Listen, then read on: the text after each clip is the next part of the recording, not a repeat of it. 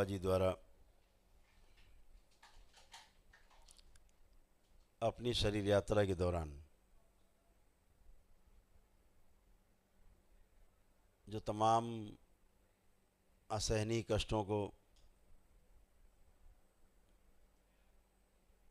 सहन करते हुए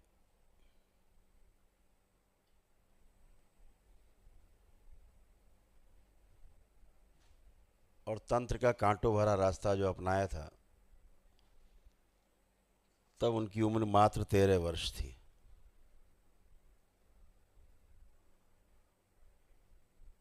और परम पूजनीय बाबा जी अल्पायु थे।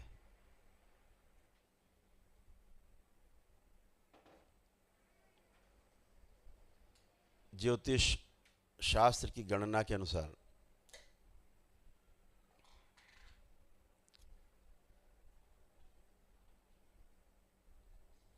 16-17 वर्ष की उम्र से अधिक उनका जीवन नहीं था, वो शरीर यात्रा नहीं थी।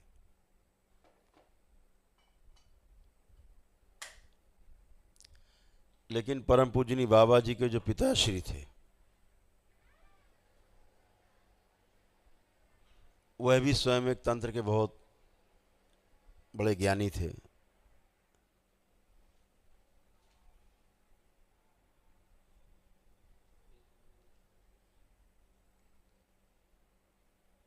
और शायद उन्होंने देख लिया होगा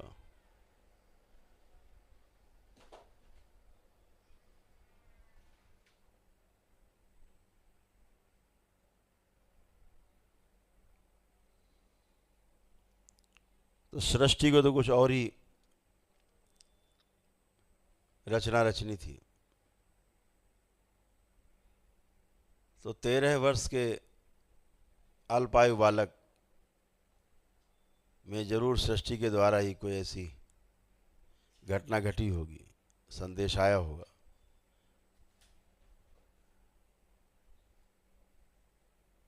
कि उन्होंने घर छोड़ दिया। 13 वर्ष की उम्र में ही वो पहाड़ियों में, कंदराओं में साधु संतों के यहाँ, सिद्धों के यहाँ, गुरुओं के यहाँ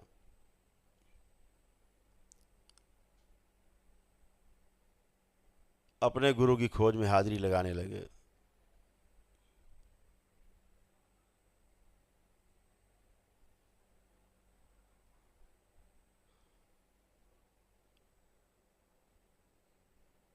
ऐसा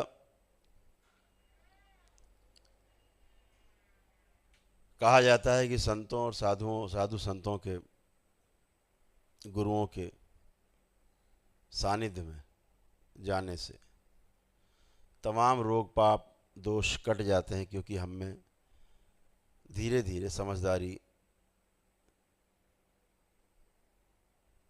बनने लगती है और पुण्य एकत्रित होने लगता है। जैसे जैसे हमारा चरित्र बदलता जाता है, वैसे वैसे सृष्टि के नियम भी हमारे लिए बदलते जाते हैं।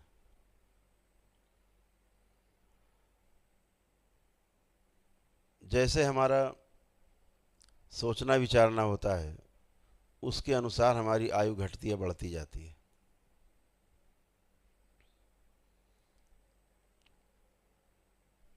परम पूजनीय बाबा जी की पहली अल्पायु उनके पिताश्री ने काटी।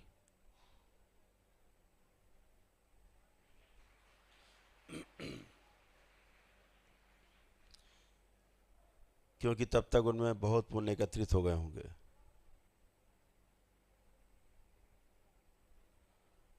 फलतः परम पूजनीय बाबा जी अपने लक्ष्य की ओर निकल पड़े।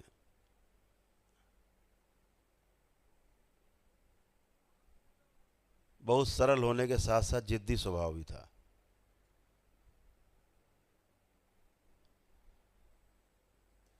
जब उनकी माँ की मृत्यु हुई, तब परम पूजनीय बाबा जी बाहर ही थे, घर पर नहीं थे।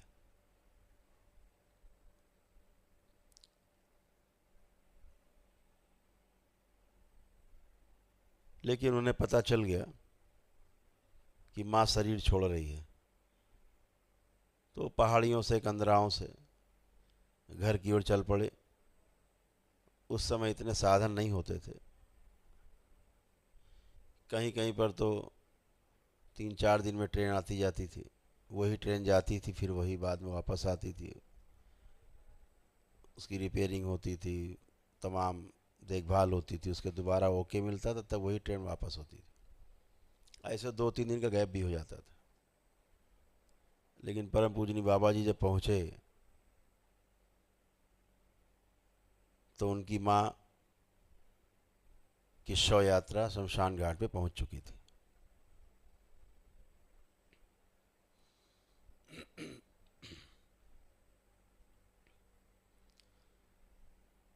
तो परम पूजनी बाबा जी ने आक्रोश कर, कैसे जा सकती हो,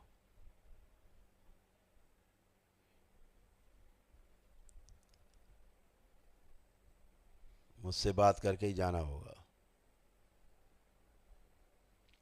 और उन्होंने गंगा तट पे 2 मुट्ठी बालू अपनी मुट्ठियों में भर के और आह्वान किया कि तुम्हें मुझसे बात करके ही जाना होगा। पिताश्री जानते थे ये सब कर सकता है,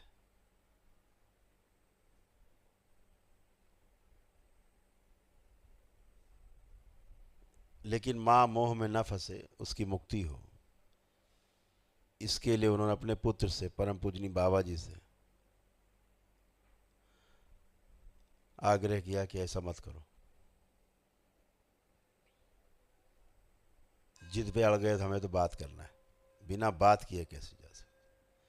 जैसे आप लोग कभी कभी जिद करते थे कि गुरुजी हमारे पितर चले गए, भाई चले गए, उससे बात करनी है, हमेशा हम आपको मना करते थे।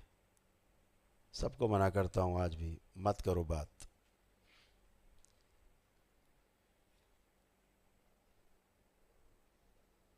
क्योंकि जो बात करता था वो एक अलग रूप था, एक अलग शरीर था, जीवन तो उसमें बस था,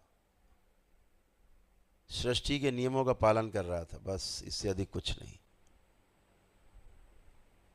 तो मोह करोगे, उसमें अवरोध पैदा होंगे उसकी मुक्ति में। वही उनके पिताश्री ने भी समझाया कि ऐसा मत करो। वो जिद पर लगे, हमें तो करना है। पिताश्री की डांट के बाद उन्होंने 2 मुट्ठी बालू जो हाथ में समेट रखी थी, इसे छोड़ना पड़ा। अपनी 25-26 वर्ष की उम्र में बाबा जी यहाँ इस यात्रा में पहुँच सके थे कि मुर्दे को भी जिंदा करके बात कर सकते थे। इससे ये संदेश मिलता है, यह तंत्र है।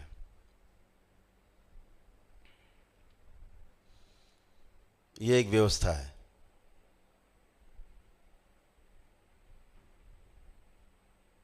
और व्यवस्था में जीने से ही सुख है।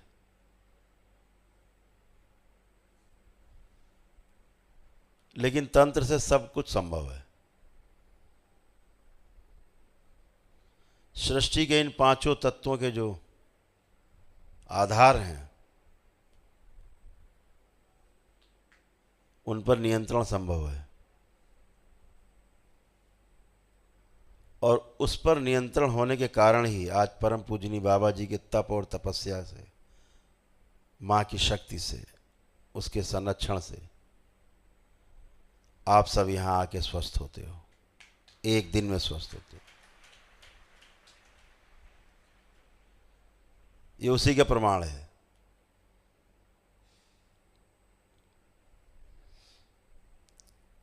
ये दरबार जैसे चाहता है वैसे उस तत्व को कम ज़्यादा कर लेता है, घटा बढ़ा लेता है। तत्वों का घटना बढ़ना ही, असंतुलन ही रोग है, कुपित हो जाना ही मृत्यु है।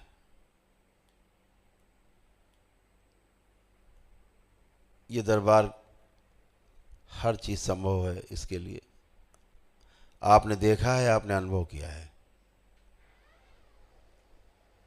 तो परम पूजनी बाबा जी ने अपने जीवन काल में अत्यंत कठिनाइयों का सामना करते हुए तंत्र की जो ऊंचाइयां चढ़ी, नए नए मानसिक ग्रंथ रचे,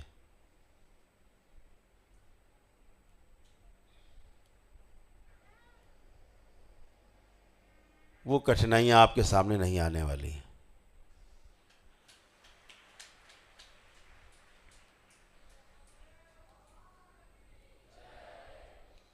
ये कठिनाई आ सकती थी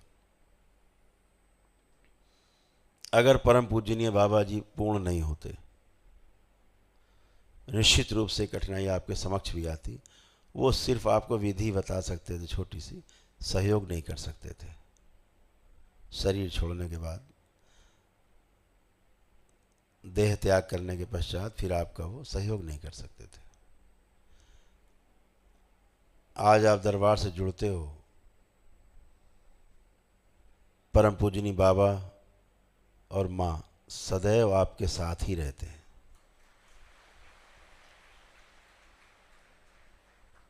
हर क्षण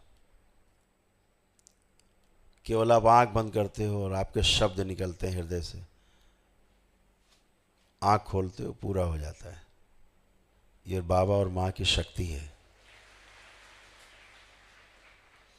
उनका होने का प्रमाण है आपके साथ कि वो आपको सुन रहे हैं, आपको देख रहे हैं, आपको संरक्षण दे रहे हैं, दिशा दे रहे हैं।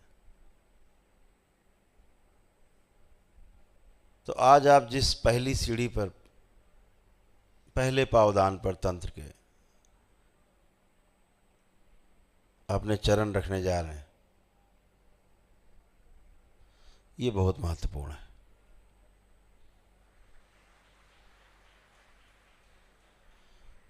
तंत्र का द्वितीय लेवल या तृतीय लेवल मायने नहीं रखता।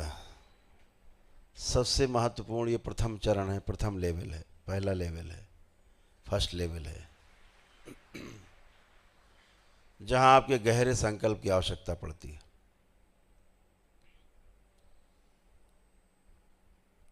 आपका पहला कदम आपकी दिशा तय करता है। दूसरे तीसरे कदम की कोई वैल्यू नहीं। दिल्ली जाना है कि कलकत्ता जाना है, आपकी दिशा, पहला भाव, पहला विचार ये तय करता है। वही पहला विचार ही लक्ष्य तक पहुंचाता है।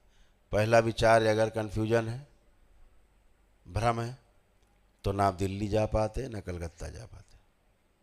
जहाँ बैठे वहीं खड़े रहते हैं, वहीं खड़े वहीं बैठे रहते हैं, यात्रा नहीं हो पाती।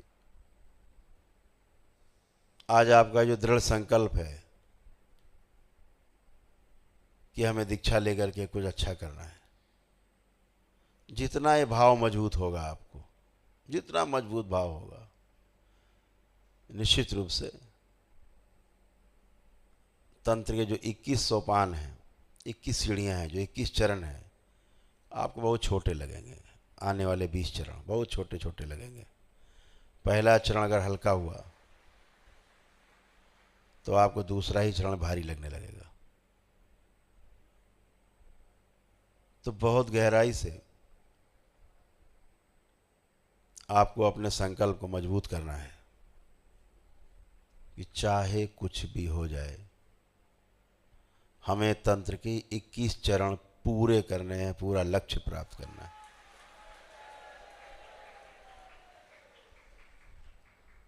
यह संकल्प आपको ताकत देगा। यही संकल्प आपकी दिशा तय करेगा। यही संकल्प आपको आपके लक्ष्य तक पहुंचा देगा और आपको पता भी नहीं लगेगा कि आप लक्ष्य तक कब पहुंच गए।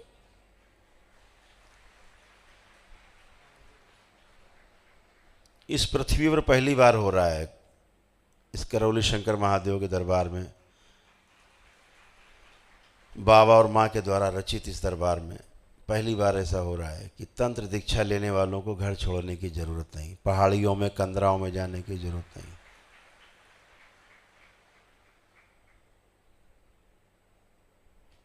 हमारा घर ही हमारी पहाड़ी है, वही कंदराएं हैं। हमारा अपना परिवार ही हमारा सहयोगी है। कोई गुरु भाई है, कोई गुरु बहन है, कोई गुरु माँ है। हमारा परिवार ही उस को पूरा कर रहा है जो हम पहाड़ियों कंदराओं में और अन्य जगहों पर जाके करते थे।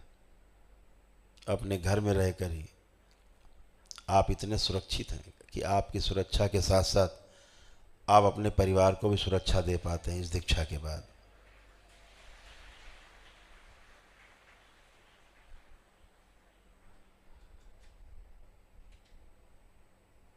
जैसा हमारा सोच विचार है, मैंने पहले भी कहा, हमारे शरीर में वैसे ही घटनाएं घटती हैं, अंदर वैसे ही केमिकल रिएक्शन होता है, रासायनिक परिवर्तन होते हैं शरीर के अंदर, वैसे ही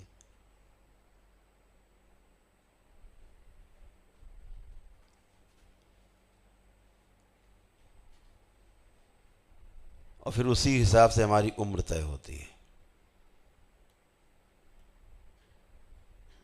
बहुत कुछ लिखा पढ़ा होता है, विधि का विधान कहा जाता है कि इतनी उम्र लेके आए, कहीं तक सही है,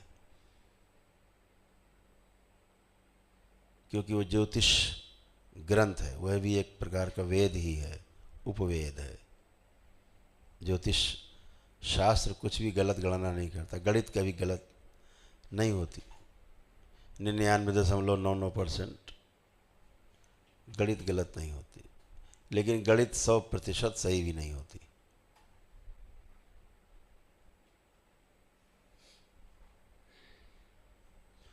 तो जीवन एक गणित नहीं है।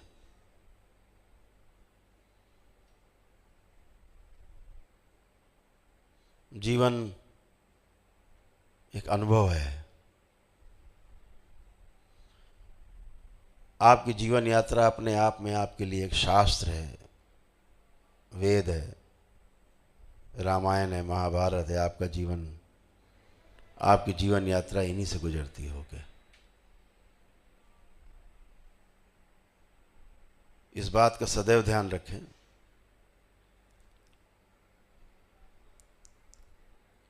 कि हमारे अनुभव हमें छोटा या बड़ा स्तर प्रदान करते हैं। उम्र का प्रभाव छोटे बड़े होने का कोई अर्थ नहीं रखता।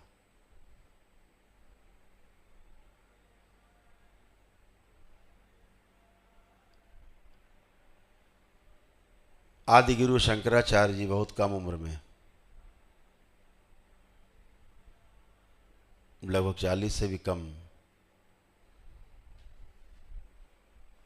उम्र में शरीर छोड़ गए। लेकिन आज हमारे वो प्रणेता बने हुए, आज भी हमारे हृदय में उनके लिए जगह है। आज भी उनके बनाए तमाम नियम हम पालन करते हैं और हम उनको श्रेष्ठ मानते हैं।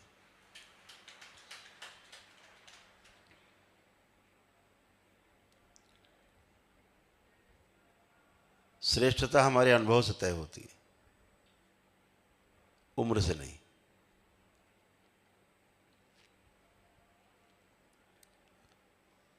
उम्र से केवल हम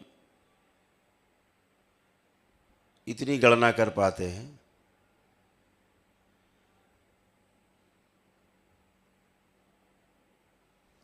कि इस व्यक्ति का जीवन, इसका चरित्र, जो भी इसने पाया, जो भी पाया अनुभव, कम है या ज़्यादा है, उससे हम अपनी तुलना कर पाते हैं कि हम भी ऐसे ही रह जाएंगे। इतनी लंबी उम्र लेकर के छोटा अनुभव, तो हमें एक दिशा मिलती है, अंदर एक तड़प पैदा होती है कि हमें ऐसे नहीं मरना, हमें बड़ा अनुभव लेके तब शरीर यात्रा खत्म करनी है। निश्चित मानिए, ये ख़त्म करनी मैं इसलिए कह रहा हूँ कि जब सारे अनुभव हो जाते हैं, पूर्ण हो जाता है व्यक्ति, तो शरीर यात्रा ख़त्म कर देता है। शरीर छूटता नहीं, वो योगी शरीर छोड़ देता है, क्योंकि उसका लक्ष्य पूरा हो जाता है। लेकिन ऐसे हजारों लाखों योगियों में से कोई एक योगी होता है, महायोगी होता है, जो सब समझ के पूर्ण होकर के और फिर से उसी कीचड़ में वापस आता है। जिस कीचड़ से निकल के कमल खिल के बाहर गया, वो पुणे से कीचड़ में आता है और कमल खिलाने के लिए, आप जैसे कमल और खिल जाएं, इसलिए वापस आता है समाज में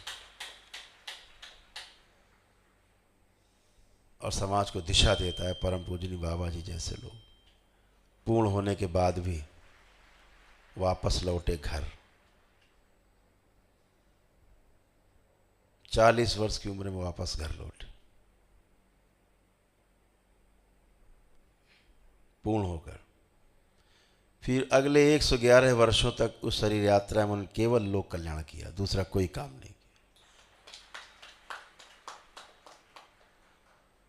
रोजी रोटी के रूप में खेती की, अपने हाथों से खेती करते रहे।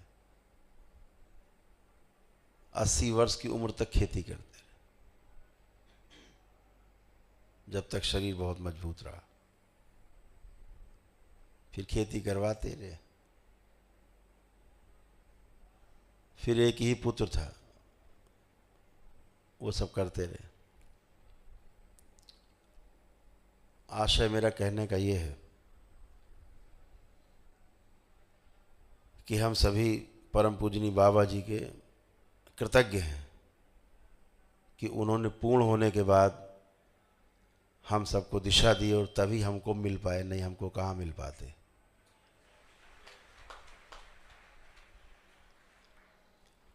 लोग कहते हैं कि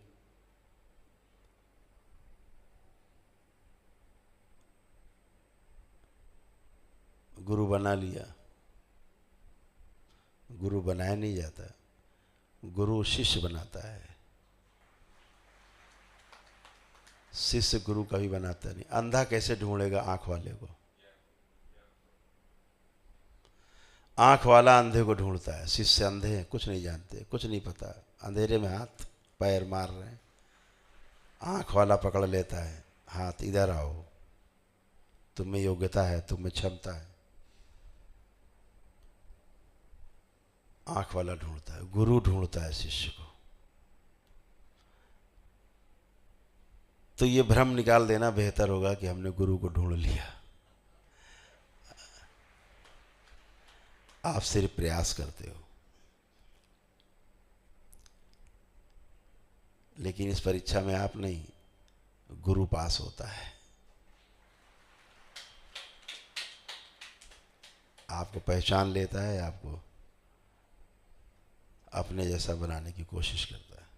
परम पूजनीय बाबा जी आज भी हमारे बीच में शरीर रूप में ही उपस्थित है। हो सकता है आपके बीच में बैठे हो।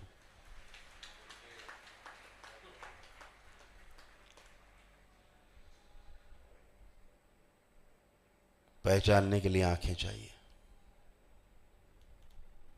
ये आंख इस हाड़ मांस की आंखों से नहीं जान सकते, उन्हें देख नहीं सकते।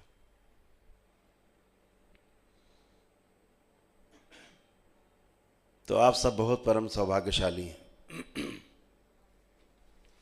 कि तंत्र की दीक्षा के लिए आप के अंदर इतना साहस पैदा हुआ है। ये साहस अनायास नहीं पैदा हुआ। अपने हृदय पे हाथ रख के देखिए, ये परम पूजनीय बाबा और माँ के आशीर्वाद से आपके अंदर साहस पैदा हुआ है, क्योंकि उन्होंने ढूंढा है आपको, आपको चुना है, आप में संभावनाएं देखी हैं, आशाएं हैं, चुना है आपको। निश्चित रूप से कुछ लोग इस शरीर यात्रा में चाहे कुछ ही कदम जा पाए, कुछ लोग लक्ष्य को पाएंगे, कुछ लोग बीच में भी रह सकते हैं, कुछ 10-20 कदम चल के भी रह सकते हैं। लेकिन जितनी यात्रा आप कर पाओगे, ये आपके इस शरीर यात्रा का अनुभव होगा और अगले शरीर यात्रा में ये अनुभव से आप आगे शुरू करेंगे। ये कभी अनुभव खत्म नहीं होगा।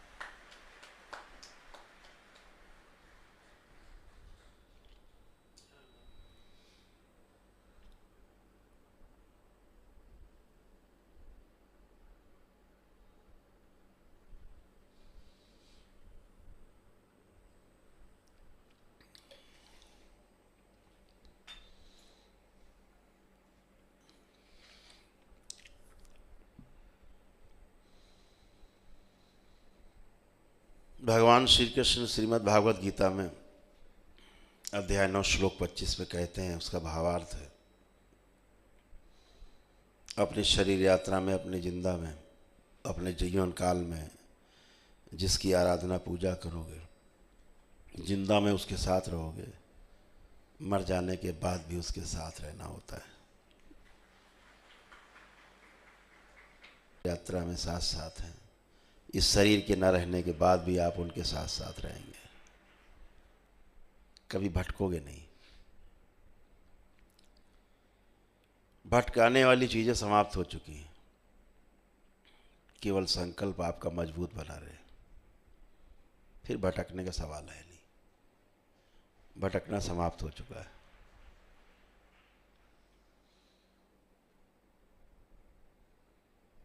इस तंत्र दीक्षा का उद्देश्य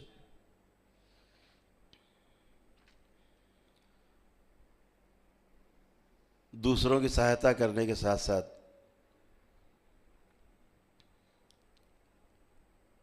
हमें अपने अनुभव में उतरने का,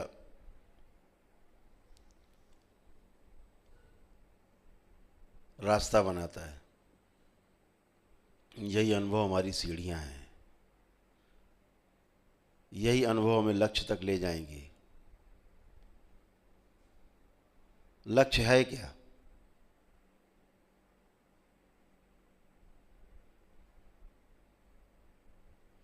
जीवन का लक्ष्य क्या है? गाड़ी, बंगला, मोटर, कार, गहने, जेवर, मकान, संतान, परिवार या और कुछ?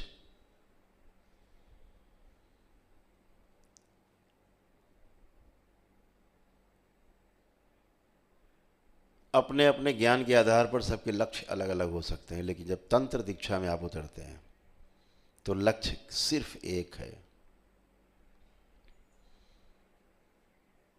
और उस लक्ष्य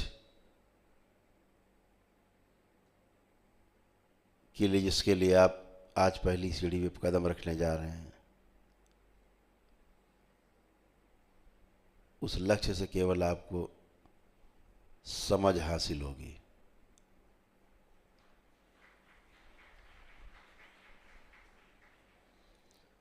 ये समझदारी जब पूरी हो जाएगी तो कुछ जानना शेष नहीं रहेगा। जब कुछ भी जानना शेष न रहे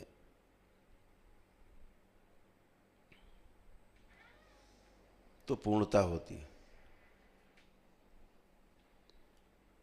तो इस शरीर यात्रा में जो हमारा लक्ष्य है वो हमारी हर शरीर यात्रा में पीछे रहा है।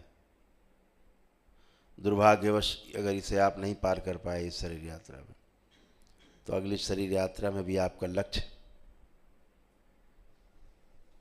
समझ को पूरा ही करना रहेगा। कैसे समझ पूरी हो जाए, यही लक्ष्य रहेगा, यही जीवन का लक्ष्य है। जीवन समझना चाहता है, हर चीज समझना चाहता है, अपने में, अपने आसपास, अपने चारों ओर, सृष्टि में हर चीज को समझना चाहता है। वह उसको समझने से छोड़ देता है जिसके बारे में उसे लगता है ये संभव नहीं समझना, छोड़ देता है। छूटा हुआ समझने के लिए फिर आना पड़ता है। इसलिए ध्यान रखो,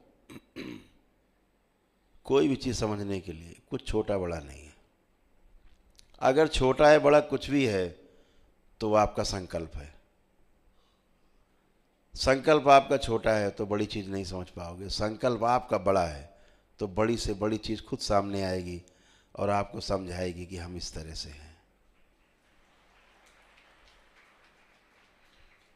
तो ध्यान रखो, बड़ा लक्ष्य नहीं है, बड़ा है आपका संकल्प। तो संकल्प को मजबूत रखो। एक बार लक्ष्य तय कर लिया, अब आपका ध्यान आपके संकल्प पर होना चाहिए, आपकी प्रतिज्ञा पर होना चाहिए, जो आपने ठाना है उस पर होना चाहिए। लक्ष्य तो मिल ही जाएगा।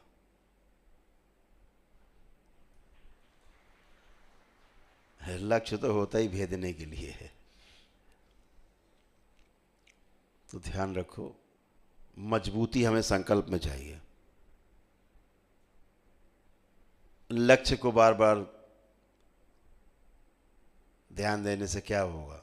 एक बार गहरे से संकल्प कर लिया लक्ष्य के लिए, रास्ते में चल पड़े, दिल्ली जाना है, अब चल दिए। गाड़ी है तो ठीक, गाड़ी नहीं है तो ठीक, पैदल भी ठीक, लेट के जाना पड़े बार बार तो भी ठीक। संकल्प मजबूत होना चाहिए, दिल्ली पहुंचना है। एक बार तय हो गया, दिशा तय हो गई। आज आपकी दिशा तय हो रही है आपके संकल्प से, आप यहाँ बैठे हो। तो संकल्प जितना आपका मजबूत रहेगा उतना ही आपकी यात्रा सुगम रहेगी। संकल्प जितना कमजोर होगा यात्रा आपकी कठिन होने वाली है। तो हमेशा ध्यान आपका आपके संकल्प पर हो। लक्ष्य आप तय कर चुके हो, लक्ष्य डिगेगा नहीं, तब तक नहीं डिगेगा जब तक आपका संकल्प मजबूत रहेगा।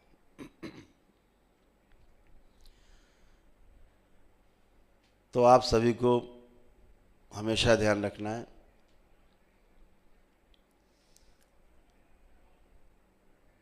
कि व्यवस्था को समझने में सुख है।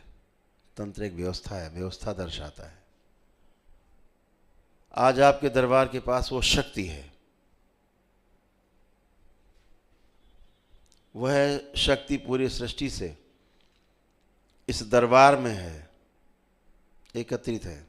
सब बड़े से बड़े महागुरु इस दरबार में उपस्थित हैं आपको दिशा की तरफ आगे बढ़ाने के लिए, अनुभव कराने के लिए। सब महागुरु हैं ही। परम पूजनीय बाबा जी के साथ साथ तमाम महागुरुओं का मेला है यहाँ पर, जो केवल किताबों में लिखे हैं सिर्फ उतने नहीं, जिन्होंने कंदराओं में अपने पूर्ण होने के बाद शरीर भी छोड़ दिए, जिनका नाम भी नहीं जानते आप, सभी की निगाहें इसी तरफ हैं, आपकी तरफ है, आपकी संभावनाओं की तरफ है। तो आप अकेले नहीं हो, तमाम महागुरु आपकी सहायता के लिए। केवल संकल्प आपका मजबूत होना चाहिए। लक्ष्य तो आप तय कर चुके।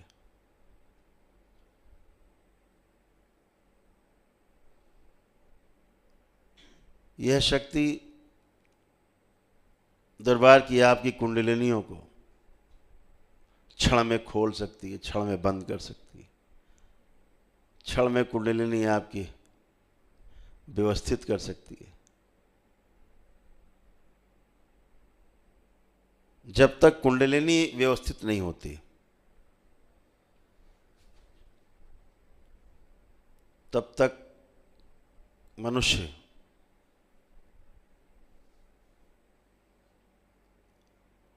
अपनी अनुभव की यात्रा को शुरू नहीं कर सकता।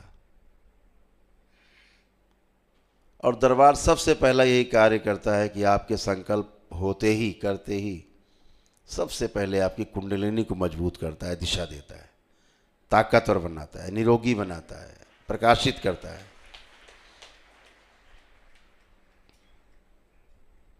बहुत लोगों की कुंडलिनियां सूक्ष्म में कटी फटी रहती हैं, रोगी रहती हैं, दिन भर देखते हैं हम लोग।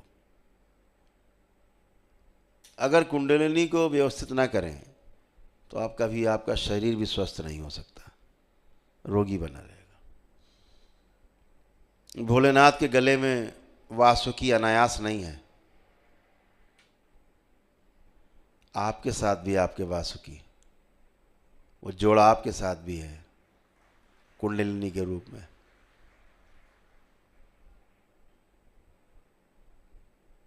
सब में है, प्रतीक है।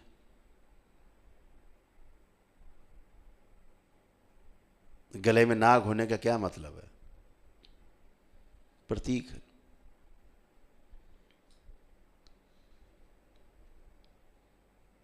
हमारे महापुरुषों ने प्रतीक चिन्ह बनाए कि आपको हमेशा समय समय पर ध्यान आता रहे।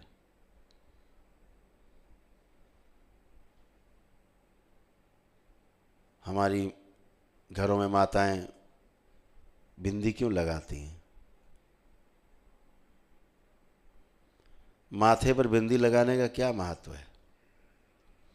अनायास नहीं है।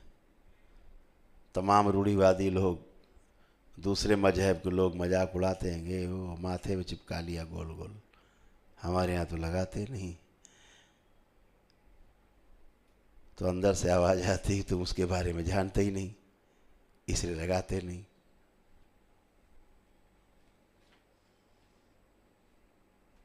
हमारे ऋषि मुनियों ने कोई चीज़ छोड़ी नहीं, जानते थे वो। इस मानव मन को बहुत अच्छे से उन्होंने समझा है। तुम कहाँ भटक सकते हो, तो उन्होंने माताओं के मस्तक पे बिंदी रख दी, बिंदी लगा दी, और हम लोगों से कहा तिलक लगाओ। हमारे मस्तक पे तिलक लग गया। गृहस्थ जीवन में जब जब धर्म पत्नी के मस्तक पर बिंदी दिखेगी, तब तब आपको आपका अपना आज्ञा चक्र, आपका शिवनेत्र याद आए। इसलिए वो मस्तक पे बिंदी है उनके, कि लक्ष्य तुम्हारा इधर है, खो मत जाना। इसलिए पत्नी के मस्तक पर एक बिंदी रख दी। ये है तुम्हारा लक्ष्य, जो तुम्हारा अपने मस्तक पर ध्यान देना है, अपने आज्ञा चक्र पर ध्यान देना है, ज्ञान अर्जित करना है, शिवनेत्र पर ध्यान देना। छोटी छोटी चीजें रखी उन्होंने। मांग में सिंदूर क्यों भरा?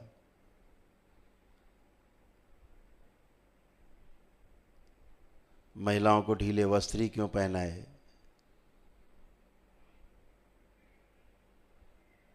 योगियों को ढीले वस्त्र क्यों पहनाए? जवानों को, जो मिलिट्री के जवान हैं, अब सेना में हैं या किसी सुरक्षा में हैं, उनको कपड़े टाइट पहनाए जाते हैं, बेल्ट और टाइट पहनाई जाती है, एकदम कमर कस दी जाती है। हमेशा देखा होगा जितने वॉरियर्स थे, लड़ाकू होते थे, योद्धा होते थे, उनकी कमर में पट्टी बंधी होती थी, खींच के, एकदम खींच के पूरी कमर कसी होती, देखा होगा आपने। जूडो कराटे भी देखे होंगे, जो लोग सीखते हैं या पारंगत होते हैं, तो कमर कसी होती है पट्टे से। सेना के जवान बेल्ट कसे होते हैं, अगर ये ना कसी जाए ये लड़ नहीं सकते, लड़ने का कोई उपाय नहीं। आप बेल्ट खोल दीजिए, वो लड़ नहीं सकता। अखाड़े में पहलवान लगोटा कसता है मजबूत, तो लड़ पाता है। उसको चड्डी पहना दीजिए अमूल की, नहीं लड़ पाएगा, नहीं लड़ सकता है। कमर कसी होनी चाहिए। तो लड़ने के लिए शरीर कसा होना जरूरी, महसूस होना जरूरी। ध्यान के लिए, साधना के लिए ऐसा लगे कि वस्त्र ही नहीं है शरीर पर, ऐसा होना चाहिए। तो दोनों तरफ हमारे ऋषि मुनियों ने, हमारे महापुरुषों ने बहुत काम किया इस पे, और हमें सब कुछ दे गए, कुछ छोड़ा नहीं, कुछ बचा नहीं। तो हमें सब अपने ऋषि मुनियों के बताए हुए मार्ग पर चलना है, उसका पालन करना है। निश्चित रूप से लक्ष्य आपकी प्रतीक्षा कर रहा है, और दरबार की शुभकामनाएं आप सभी के लिए हैं कि आप लक्ष्य प्राप्त करें।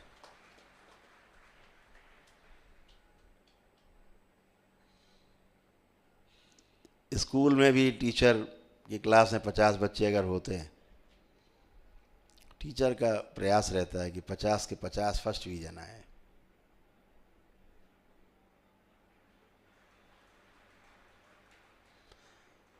अब बस आपके संकल्प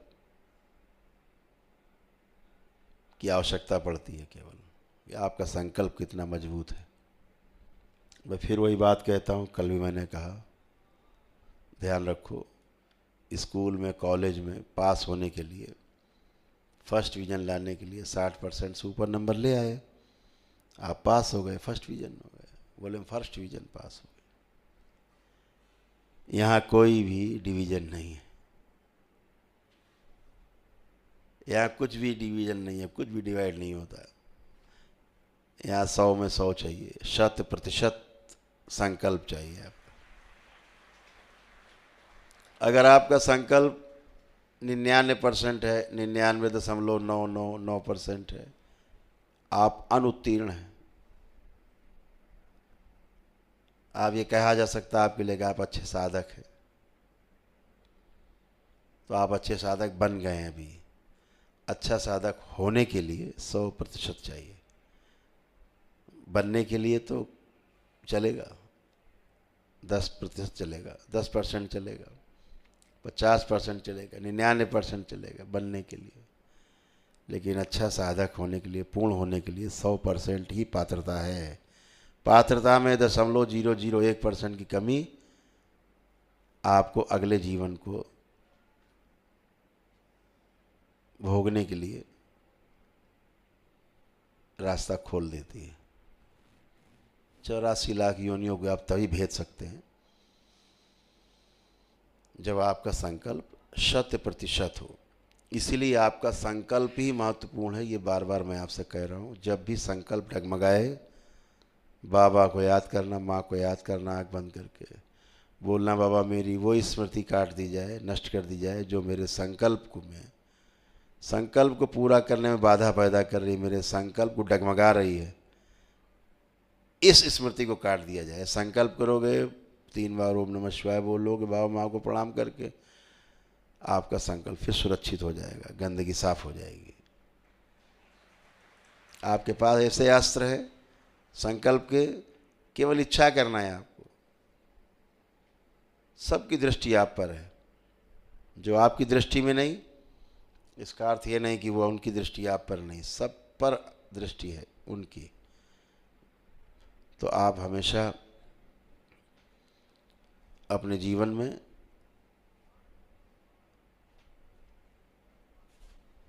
इस तंत्र के संबंध में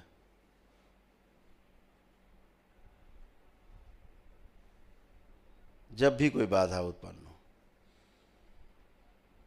तो केवल अपने संकल्प को टटोलना, लक्ष्य को नहीं। लक्ष्य ढूंढने में दूसरा लक्ष्य दिख सकता है, अगल बगल कोई भी भ्रमित कर सकता है, लेकिन जब संकल्प टटोलोगे, जड़ को, आपकी नींव है संकल्प, निश्चित रूप से आप जीत जाओगे। आपको कोई हरा नहीं सकता अगर आपका संकल्प मजबूत रहेगा। ईश्वर से कि आपको आपकी सद्बुद्धि आपकी बनाए रखे, परम पूजनी बाबा और माँ आप पे कृपा बनाए रखे।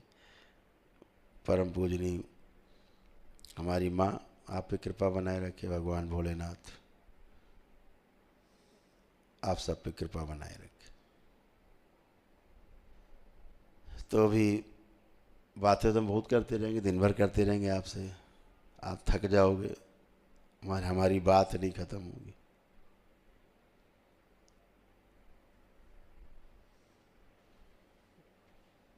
इस दरबार का जो लक्ष्य है, एक आपका लक्ष्य है मानव जीवन का, एक दरबार का लक्ष्य है। दरबार का भी लक्ष्य है कि तुम कितना भी भटको, दरबार तुमको पटक पटक के, उठा उठा के, गिरा गिरा के तुम्हारे लक्ष्य तक पहुंचा जरूर देगा।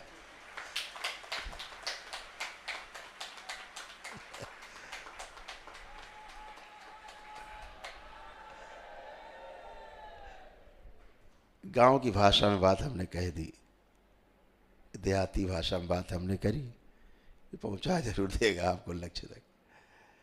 तो निश्चिंत रहिए, केवल संकल्प ध्यान रखिए। जब संकल्प ध्यान रहेगा तो फिर आपकी कार्यशैली संकल्प के आसपास घूमेगी और आपको लक्ष्य तक पहुंचाएगी जरूर। तो बहुत बहुत शुभकामनाओं के साथ आपका इस नए जीवन में प्रवेश के लिए, इस तंत्र को समझने के लिए,